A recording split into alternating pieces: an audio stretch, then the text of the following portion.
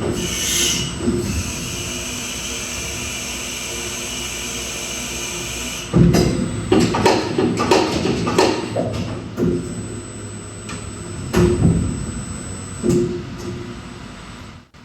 everyone, welcome back to Dragonfly Engineering. So this week we're going to change topics a little bit and circle back to the mold that we made for the Gametamer product line. And specifically we're going to look at how we molded this playing card rack. So when you're playing cards you can stack your cards up in this rack, which is molded on this core right here. So we're going to show how we 3D machined the core and cavity to make this part, and a little bit about how to machine the receiving pockets in the A and B side of this mold as well, where the cores were inserted in. And a lot of this video content was recorded when all of the milling machines were running, so there's a whole lot of like machine noise. So due to all that background noise, I basically did a time lapse of a lot of the first half of this video set to music that I downloaded off of the YouTube content supplier. So I hope you enjoy.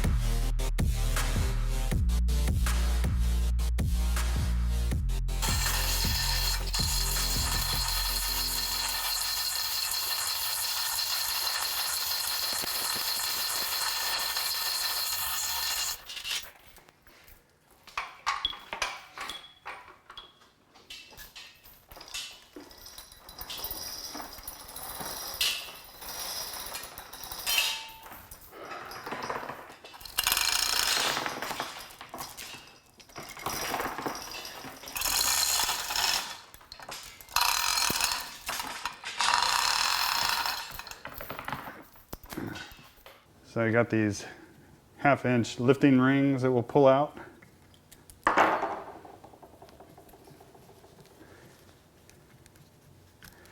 Then the little nylon strap I use so that the mold doesn't fall apart while I'm trying to lift it. Okay, and then the back here,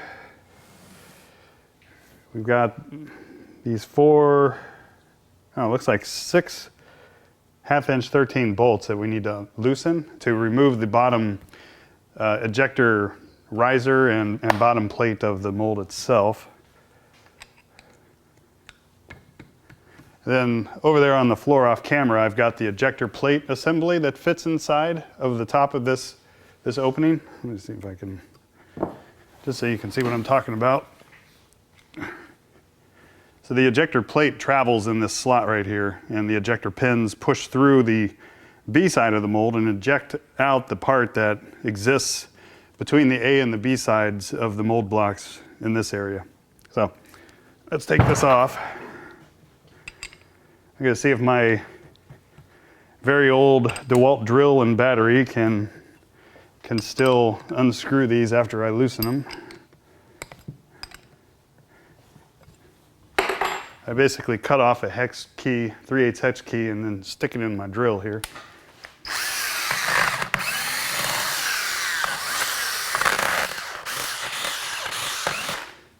Sounds like the e-brake sometimes doesn't work on this. Okay, so we pull out these bolts, and then we'll pull off the back. And yeah, so that's what the ejector riser rails and mold bottom plate looks like.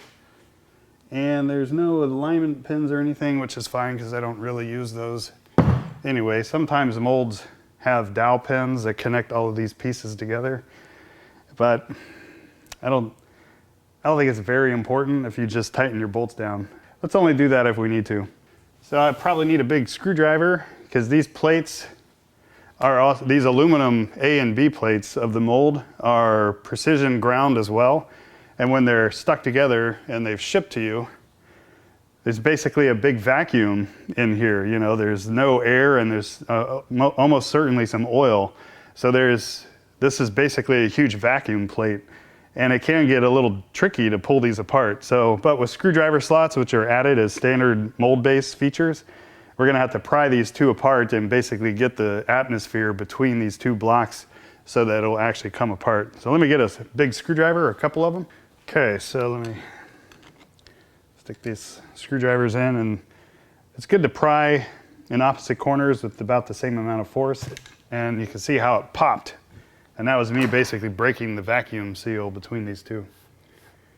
And the slide's good. Oh, there's actually a nice piece of paper between the two. So these are precision hard steel on hard bushing bearings. And opening these up can be a little tricky when the rod in the precision bushing starts to hit the end of the hole, because what happens is little subtle angular changes can lock the rod into the bushing at the very end of travel.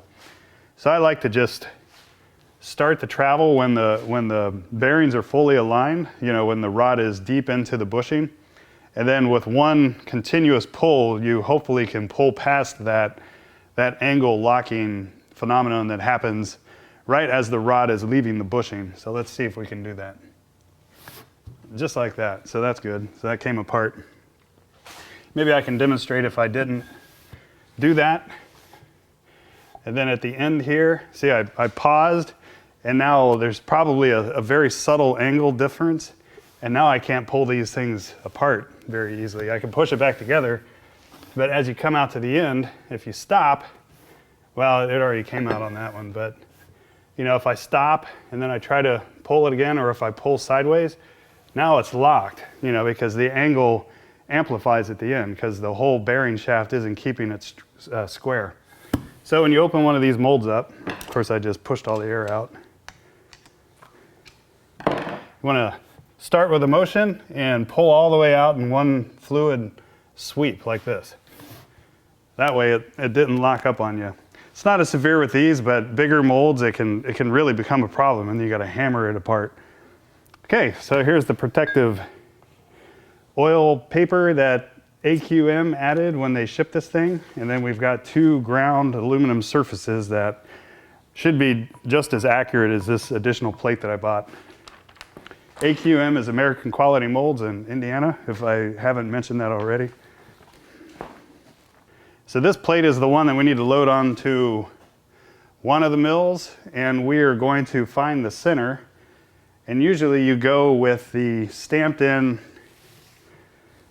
origin that usually these mold bases have. So here there's a stamped in O. Here, let me zoom you in. Okay, so if we look at the end of this mold block, whoops, you can see that there's an O here and then AQ molds. So this O is the origin. So when you stack all these mold components up, all of these origins are in the same corner of the mold. And for the rest of the life of the mold, I'm always going to find the 0 when I stick this mold into a mill or do any kind of work on it. This will always be the 0 point because this is the common 0, and almost certainly it was also the common 0 that was used at AQ molds to do things like set the location of these bearings. So anyway, so this is your golden spot forever.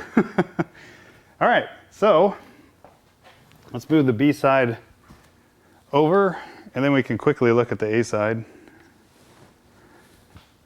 So you can see here with the A side, there's an additional plate, and this plate basically is used to close out the clamping features, this slot at the top, so that you can either clamp this mold into your molding machine with the toe clamps, but in my case I'm actually going to drill and tap some threaded holes to mount this mold onto the A side of the platen with through bolts through the molding machine platen itself. And then here is where we're going to add a steel sprue, which will actually be where the nozzle of the machine engages and squirts plastic through this mold block and through this top plate, and then through the A block, which has mold features in it, out the center here, and then servicing with runners plastic to the 2 different cavities. Well, actually, this is the surface we're going to machine in. You can see how this is ground flat. It's got a different sheen on it. And then this is the back of the B side, which is basically fly cutter cut, and won't be quite as precise as the surface ground front of the mold. Okay, so let's load these parts up.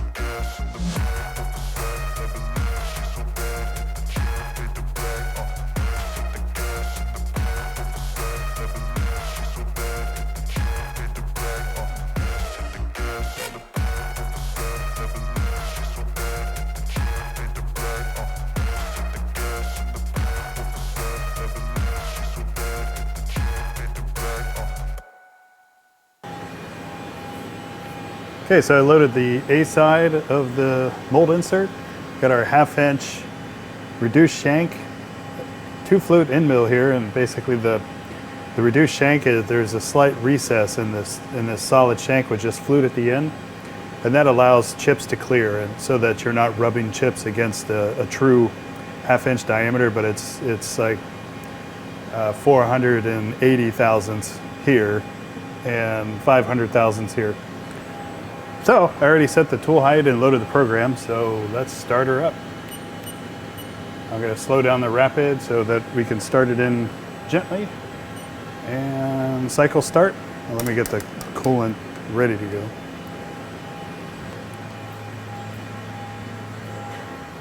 Here we go.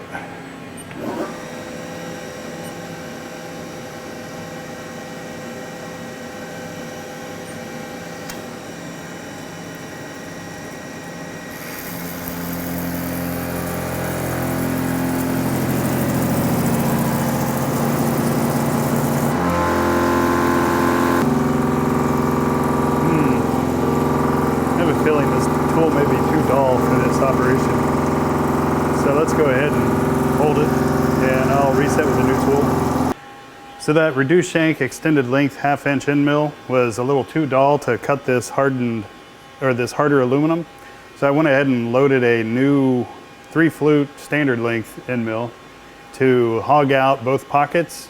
But the deeper of the two pockets, which is 60 millimeters deep, I'm going to have to wait until tomorrow morning to buy another long reach end mill to finish out that pocket. But this is both just roughing out right now, and then we'll do the finish cut later. So it's not a big deal, but the final like 20 millimeters needs to be cut in the morning. So I set this new tool height, and we will just rerun the program after I've reduced the depth of pocket of this one to 40 millimeters instead of 60. So I loaded that program, and let me double check the tool depth. So we are good.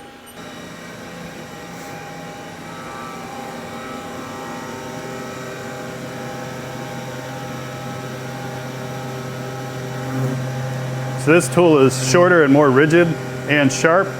So basically the amount of metal that you see here is a result of the dollar tool flexing and basically deviating from the correct position. So you can see there's a decent amount of material that was actually not cut because of the flexure. I'll turn on the coolant now. And these pockets are going to be kind of deep, so we need to kind of flush out the chips that are going to reside in the pockets of this mold base.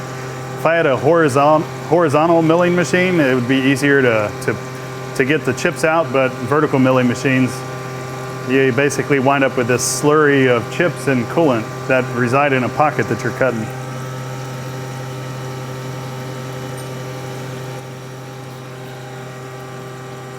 So I was cutting at 25% spindle load with that dollar tool. So let's see what we get with a sharper new tool.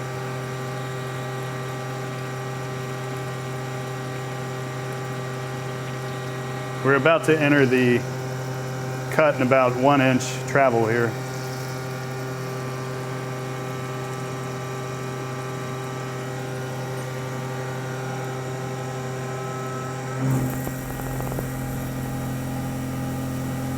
Well, heck, this has a higher spindle load.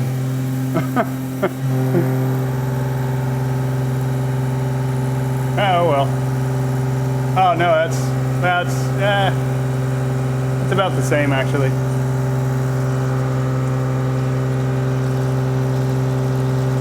I'm gonna play around with the spindle speed.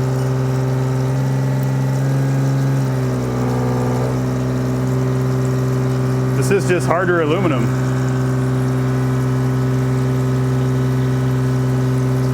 But I could see that there is a burr on the cut from the last end mill, and I'll bet the corners of this cut are a lot sharper. Usually a burr, a built-up edge, is indicative of a dull end mill in your cut.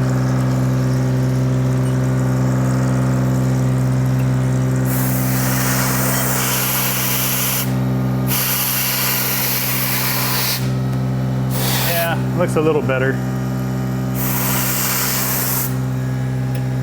It's just a heavy cut. Let me turn the coolant back on.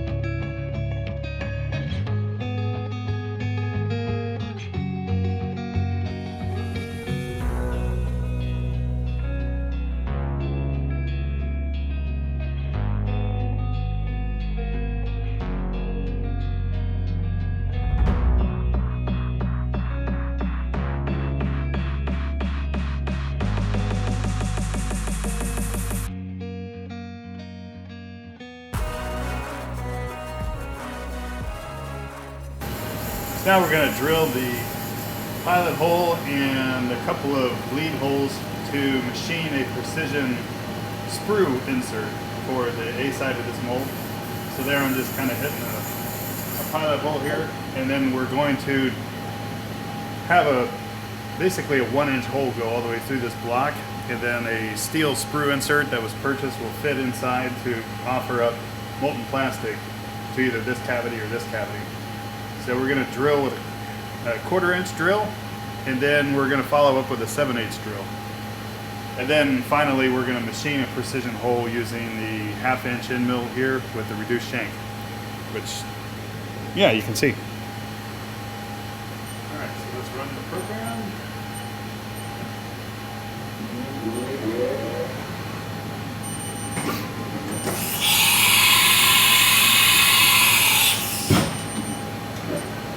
Slow it down, make sure we're good.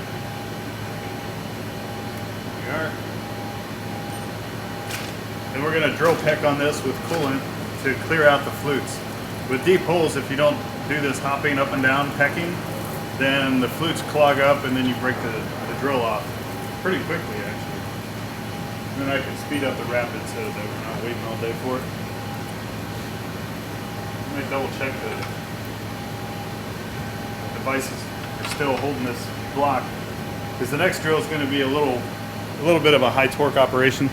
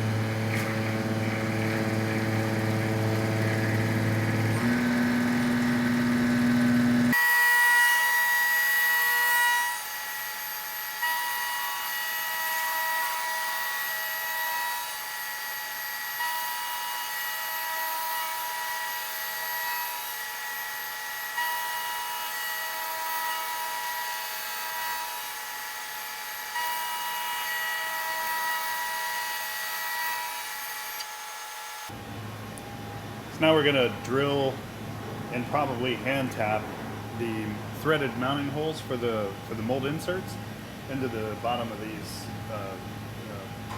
pockets for the inserts.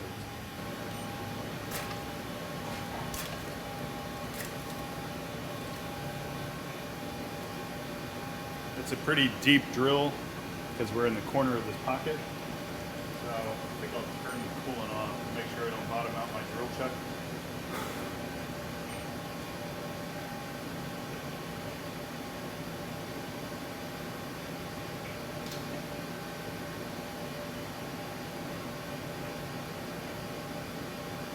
Go. Just cleared.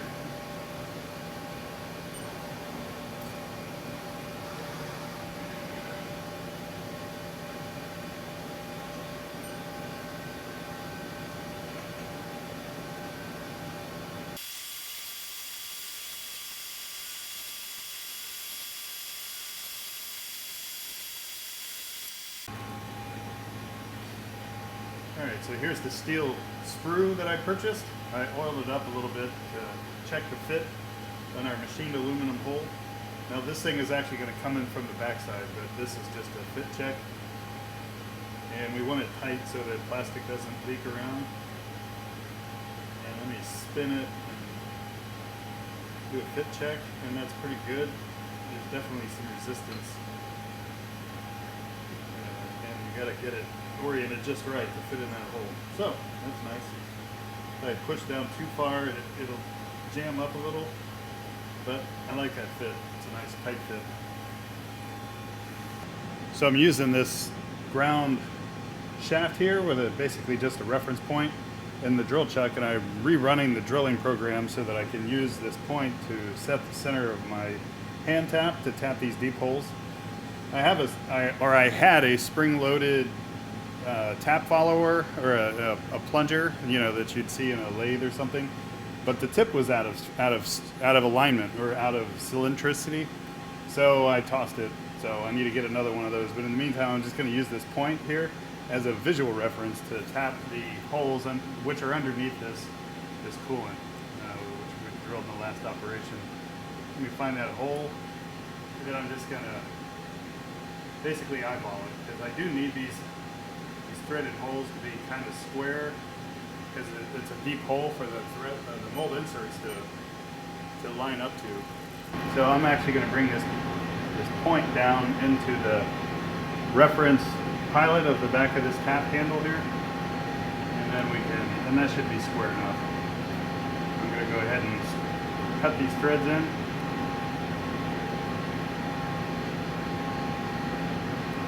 And I'm doing this by hand because I don't have a tool holder that can hold this tap and not crash into the sidewall of the mold base. There's something called pulley taps, which is basically a really long shaft with a tap cutting tip, so you can tap the set screw of a pulley on its hub, but I don't have that for this, so we're just going to do this hand style. As long as I start the thread here on the mill, I can finish the threads later on the bench without having too much of a risk of the thread cutting off axis. But just relying on a drilled hole to have a straight thread is not enough. You gotta actually make sure your tap is perpendicular. All right, so let's flip this A side of the mold base over so that we can finish the pocket for the sprue insert, which I don't have at the moment. But anyway, we need an additional pocket on the back side of this plate so that the sprue flange will rest in there properly. Well, we can flip it over and see how we're looking.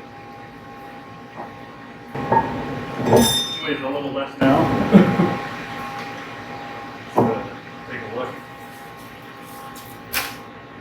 Oh, that's our mold base A side. Looks pretty nice. Okay. Let me clean up this mill table, and we'll put the base back on and indicate the center hole on the backside.